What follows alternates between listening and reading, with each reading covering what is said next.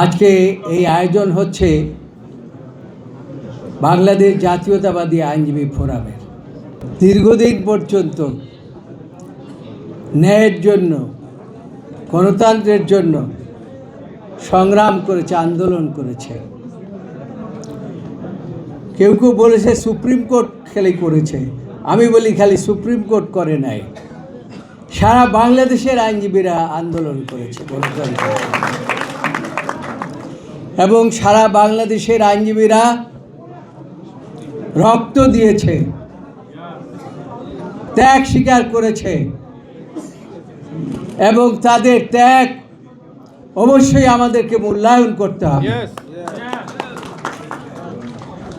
বাংলাদেশ জাতীয়তাবাদী দল অবশ্যই, আমি বিশ্বাস করি যে বাংলাদেশ জাতীয়তাবাদী দলের আইনজীবীদেরকে অবশ্যই মনে রাখবেন যে যারা বিগত দিনে ত্যাগ তিতিক্ষার মধ্যে দিয়ে এই পর্যন্ত এসেছে, আমাদের আইনজীবী ফোরামের বন্ধুরা, তাদেরকে অবশ্যই ভবিষ্যতে স্মরণ রাখবেন ইনশাআল্লাহ। আর একটা কথা না বললেই না, আজকের এই দিনটা আমি জানি না আপনাদের মনে আছে কিনা, আজকের এই দিনটা হচ্ছে প্রধান অতিথির গুম হয়ে যাওয়ার দিন।